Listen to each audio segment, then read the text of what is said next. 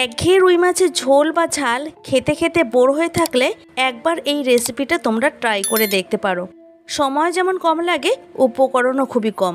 পটল দিয়ে রুই মাছের বাটি চচ্চড়ির রেসিপি 10 মিনিটেই ঝটপট তৈরি করে নিতে পারবে। দুপুরের লাঞ্চে ডালের সাথে কিংবা এই এক পদেই দুপুরের লাঞ্চ বা রাতের ডিনার কিন্তু কমপ্লিট হয়ে যাবে। নমস্কার বন্ধুরা, বাণীর হেসেলে রকমারি রান্না নিয়ে আমি চলে এসেছি। আমার চ্যানেলে তোমাদের সবাইকে স্বাগত জানাই। আমি এখানে 6 পিস রুই মাছ খুব ভালো করে পরিষ্কার করে ধুয়ে নিয়েছি। এখন এই মাছগুলিকে একটু ম্যারিনেট করব। দিচ্ছি নুন স্বাদ অনুযায়ী আর দিয়ে দিচ্ছি হলুদ গুঁড়ো।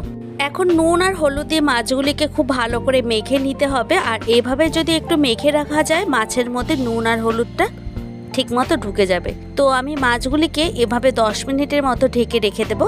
পটলটাকে আমি এইভাবে ঝিরিঝিরি করে কেটে নিয়েছি আর ভালো করে জল দিয়ে ধুয়ে নিয়েছি। এখন পটলটাকে নুন আর হলুদ দিয়ে ম্যারিনেট করব।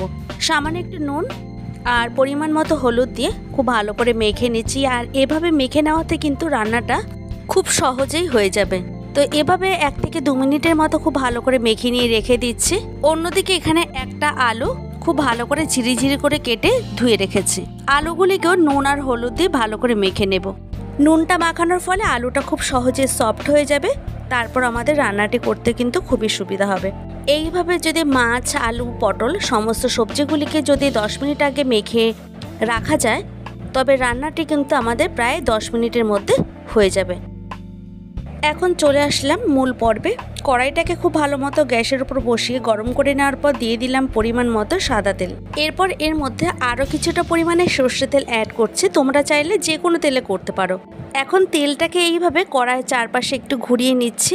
আর তেলটা যখন খুব ভালো মতো গরম হয়ে যাবে, তারপর একে একে মাছগুলিকে এর মধ্যে ছেড়ে দিতে হবে। এখন গ্যাসের ফ্লেমটাকে একটু কমিয়ে রেখে মাছগুলিকে একে একে ছেড়ে দিচ্ছি। একটু সাবধানেই দিচ্ছি, না হলে ছিটে আসতে পারে। আমরা প্রত্যেকেই জানি মাছ ভাজার ক্ষেত্রে কড়াইটাকে যেমন খুব ভালো করে গরম করে নেওয়া দরকার, তেমনি কিন্তু তেলটাকেও খুব ভালো মতো গরম করে নিলে মাছ উল্টাতে একদমই কোনো অসুবিধা হয় না। দেখো এখানে আমার মাছের এক সাইড ভাজা হয়ে গেছে। এখন উল্টে দিয়েছি অন্য সাইডটি হওয়ার জন্য। আর এভাবে আরও 3 মিনিট ওয়েট করব। তারপর মাছগুলিকে আমি তুলে নেব। এখানে খুব কড়া করে মাছ ভাজা দরকার নেই, তাহলে মাছের টেস্টটি নষ্ট হয়ে যাবে। হালকা এরকম লাল লাল করে ভেজে নিয়ে আমি তুলে নিচ্ছি। একই রকমভাবে বাকি যে মাছটি আছে সেটাও আমি ভেজে তুলে নেব। এখন এই তেলের মধ্যে ফোড়নে দিয়ে দিলাম গোটা জিরে। আচ্ছা, তোমাদের একটা কথা বলে রাখি, এখানে তেলের পরিমাণটাকে তোমরা আরও চাইলে বেশিও দিতে পারো, তবে আমি সবসময় প্রেফার করি একটু কম তেল মশলা রান্নাতে ব্যবহার করা। এতে আমাদের স্বাস্থ্যের পক্ষে কিন্তু ভীষণ ভালো। মুখের স্বাদ বদলানোর জন্য আমরা বিভিন্ন ধরনের রেসিপি ট্রাই করে দেখতেই পারি, তবে সেখানে তেল মশলার পরিমাণটাকে একটু যদি কমিয়ে রান্না করা যায়, তাতে মুখের স্বাদের যেমন পরিবর্তন হয়, তেমনি শরীরে কিন্তু তেল মশলার পরিমাণটা কম ঢোকে। দেখো আমি এখানে 3 থেকে 4টার মতো কাঁচা লঙ্কা চিড়ে ব্যবহার করেছি। তারপর লঙ্কা আর পেঁয়াজটাকে খুব ভালো করে ভেজে নেওয়ার পর দিয়ে দিলাম মেখে রাখা আলুটাকে। গ্যাসের ফ্লেমটাকে হাইতে দিয়ে এখন আলুটাকেও প্রায় 2 মিনিটের মতো ভালো করে ভেজে নেব।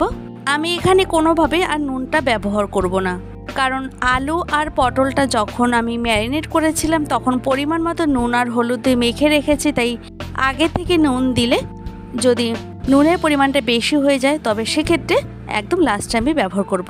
এখন আর একটু হলুদের গুঁড়ো দিয়ে দিলাম। কালারটা একটু সুন্দর আসার জন্য কাশ্মীরি রেড চিলি পাউডার ব্যবহার করার পর দিয়ে দিলাম জিরের গুঁড়ো। এখানে জিরেটাকেও দেখতে পেলে আমি খুবই সামান্য ব্যবহার করেছি।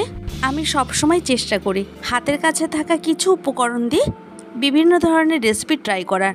বাড়িতে যখন এই রেসিপিগুলি ট্রাই করি, তারপর ভালো লাগলে সেইগুলিকে আবার তোমাদের সামনে শেয়ার করার চেষ্টা করি। যদি আমার এই ধরনের রেসিপি তোমাদের ভালো লেগে থাকে, অবশ্যই আমাকে কমেন্ট করে জানাবে। দেখো এইদিকে তোমাদের সাথে কথা বলতে বলতে আমার এখানে আলু পটল কিন্তু খুব ভালো মতো ভাজা হয়ে গেছে। গ্রেভির জন্য সামান্য একটু জল ব্যবহার করছি। নুনটা কম মনে হয়েছে, তাই আর একটু নুন অ্যাড করছি। আমি এখানে একদম লাস্টে ব্যবহার করলাম। এইবার সমস্ত উপকরণগুলিকে এভাবে একটু ভালো করে নেড়ে চেড়ে নিলাম। এবার গ্যাসের ফ্লেমটাকে একদম হাইতে দিয়ে গ্রেভিটাকে ভালো করে ফুটিয়ে নিতে হবে। গ্রেভিটা যখন এইভাবে একটু ফুটে উঠবে, তারপর আমি ভেজে রাখা মাছগুলিকে একে একে এর মধ্যে দিয়ে দেবো। দেখো এখানে সমস্ত মাছ দেওয়া হয়ে গেছে। এখন গ্যাসের ফ্লেমটাকে আবারও মিডিয়ামে দিয়ে খুব ভালো করে নেড়ে চেড়ে নিতে হবে। এতে মাছের মধ্যে গ্রেভিটা ঢুকে একটু সফট হয়ে যাবে। তোমরা চাইলে খুব শুকনো শুকনো রাখতে পারো, তবে গ্রেভিও রাখতে পারো, তোমাদের পছন্দ অনুযায়ী তোমরা এটা করে নেবে। এবার একটা ঢাকনা চাপা দিয়ে দিলাম। এখন গ্যাসের ফ্লেমটাকে আবারও কমিয়ে দিয়ে এরকম 3 মিনিটের মতো ঢেকে রেখে দেবো। 3 মিনিট পর ফিরে এসে আমি ঢাকনাটাকে সরিয়ে নিয়ে আবারও একটু উল্টে পাল্টে দিচ্ছি মাছগুলিকে। দুপুরের লাঞ্চে ভাতের সাথে খাওয়ার জন্য কিন্তু আমার এখানে রুই মাছের বাটি চচ্চড়ি একদম রেডি হয়ে গেছে। খুবই সিম্পল এবং খুবই সুস্বাদু একটা রেসিপি তৈরি হয়ে গেল দারুণ স্বাদের আজকের রেসিপি। এখন গ্যাসের ফ্লেমটাকে অফ করে দিয়ে একটা সার্ভিং প্লেটে তোমাদের সার্ভ করে নিয়ে দেখাচ্ছি। যদি আমার চ্যানেলে এই ধরনের আরও নিত্য নতুন ভিডিও পেতে চাও তাহলে অবশ্যই একটা লাইক কমেন্ট শেয়ার করো। তোমাদের একটা লাইক আর একটা কমেন্ট আমাকে আরও নতুন ভিডিও তৈরি করার উৎসাহ জাগিয়ে তোলে। দেখা হবে অন্য কোনো ভিডিওতে। ভালো থাকবে প্রত্যেকেই, আর তোমরাও কিন্তু সবাইকে ভালো রেখো। আমার সঙ্গে এতক্ষণ থাকার জন্য তোমাদেরকে অসংখ্য ধন্যবাদ।